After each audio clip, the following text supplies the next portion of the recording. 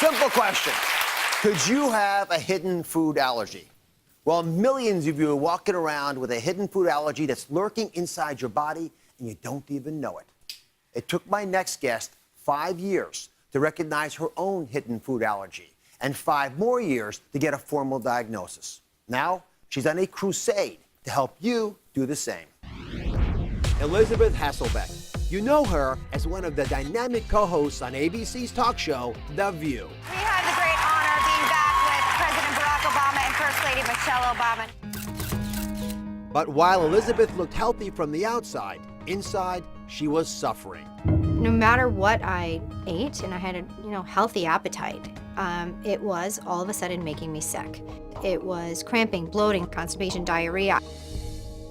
I had seen countless doctors telling me it was IBS. Oh, you must be stressed out. Oh, it must be dairy. I had tried everything. All they kept giving me was medicine, which didn't work. The next step was surgery. When I went to Survivor, my diet consisted of rice and some fish. When I was there, every day I felt better. I felt like a new person. Came back to the United States. A week later, I'm sick again. While searching for clues online, Elizabeth found her answer. And then I found there is something called celiac disease. Once I removed the gluten, 6 weeks, I probably felt better. There was no bloating, no cramping, no fatigue, no constipation, no diarrhea. I was back to normal. To help others, Elizabeth wrote The G-Free Diet and a cookbook, Deliciously G-Free. But it's not just gluten that can cause health problems for women. It is absolutely my mission to help women identify their food sensitivities and then proceed toward better health so that they don't have to suffer for a decade like I did. There's no need to do that. Please welcome The View, Elizabeth Hasselbeck.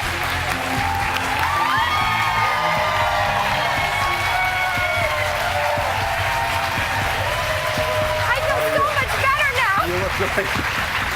How are you? How are you? Oh, I love having you, Elizabeth. Hi, everybody. Oh, thanks. Oh, I love having you on the show. I love being here anytime. So let me just catch everyone So up. I'm feeling a little sick. You are? No, Oh, I just want to talk to you. Well, I love having you here. And bring everyone up to date here. Elizabeth's, you came here today. She's going to sound the alarm on an even bigger issue than her gluten insufficiency, because there are up to 200 million people. That's more than half the population who have hidden food allergies that are making them sick. Yes. So I'd love to start off by understanding why you want to go into this crusade. Why do you feel so passionately about getting women to wake up to hidden food allergies? Well, first of all, I think women in particular tend to deal with their symptoms slightly better than men. No offense, Dr. Oz. I do think that we are used to sort of cycles of our body feeling well and then not and dealing with it. I mean, how many women do you know through the day, right, that say, I'm feeling so bloated. We see this all the time. Well, we have to understand why. And I think that, it took me so long to get a proper diagnosis. You mentioned 10 years before I got a formal diagnosis about my celiac disease. 5 before I started actually doing something about the pain and realizing what it was. I think that what that did was open up the dialogue for me with others about what they're feeling and why they're feeling so poorly, why their body's really not the best it can be, and then what can be done about it. And I think the main thing that needs to be looked at is food. And we pay attention to it with kids. I mean, you walk into a school, what kid has what food sensitivity. They're basically walking around with stickers on them. Right. I can't have nuts, I can't have seeds, I can't have this, I can't have that. Well, we're so hyper-focused on that, which is great. What that should indicate is that, no, that isn't just about the children. Actually, adults are facing the same intolerances, sensitivities, and autoimmune diseases that the kids are facing. We're just distracting ourselves and not really getting to the bottom of why we're feeling the way we're feeling. Let me dive into your story for a second. Before you were able to get your right diagnosis, which, as you said, took 10 years, what did you think was wrong with you? Oh, gosh. I thought everything was wrong with me. I thought, I'm a 23-year-old girl. Why am I feeling so sick all the time, so bloated, so distended, so fatigued? Everything from my thyroid, everything was out of whack.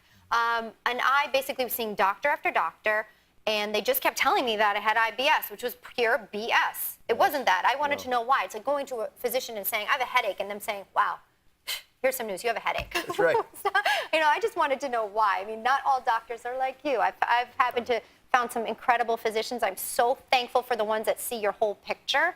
And I think that you're the leader of the pack there, and I'm thankful for that. I'd love you to help me with a little demonstration. Sure. I want to explain why I think so many folks miss their hidden food allergy. Okay. So come on over. Sure thing. And if you understand this, you'll appreciate why Elizabeth was misdiagnosed for 10 years and why so many folks struggle. So I'm going to, if you can put your purple gloves on. Okay. Hey, they go with your outfit. That's why and I come everything. here, just for these. That's right. So, in a traditional allergy, and I'll demonstrate this, and you all know what this is like, right? You heard about these. You get hives, you get scratchy throat, have trouble breathing sometimes when you have bad allergies. When you have a food allergy, let's say the peanut allergy, and that happens, a classic reaction is you get the allergy because you drink it down, and it gets into your intestinal system. This is your intestines, and guess what happens? As it mixes up with your intestinal system, you start to get irritation there. And then when that food's being digested, you start to get this raging fire inside your belly. It's an immediate response. It's not subtle. You know this is not right. You look and say, my goodness, I had that. Right. This happened inside of me. I don't feel good. Your body's reacting and telling you to be careful about this. That all makes sense. And that's a clear sign. So you automatically do something about that, right? Immediate. Right. Now, let's talk about what happened to you and what's happening again to 200 million Americans. More than half the women in this country are suffering from this. Wow. Go ahead and pretend this is a hidden food allergy. Okay. Okay? Pour it onto the intestinal system, same way I did, no problem at all. And Elizabeth does it, and what happens? Well, Nothing happens. Okay. And it's So- not just Elizabeth. So what's the problem now? Well, when you first eat the food, you don't have symptoms. Hours, days, weeks later, you can start to have subtle clues. There's a problem going on. And all of a sudden, it rages inside of you. You've got bloating, rashes. Something else happens. You're having trouble concentrating. And now all these wacky, crazy things are happening inside your body, and you can't put the pieces together and connect it back to this very innocuous process where you had a little something that bothered you in your intestinal system because you didn't have the reaction you thought you were going to have. But guess what, folks? This allergic response can be dangerous because these raging fires will continue causing a lot of the symptoms that hold you back from being who you want to be. Sure, and it's steady because you don't do anything about it. You don't necessarily think, well, I need to change what I'm doing, I need to evaluate what I'm eating. Meanwhile, this is still happening on a daily basis. Exactly. So it's that daily enemy that's getting into you that you got And to you worry about. keep drinking it. You keep poisoning yourself. Yes. You don't realize it.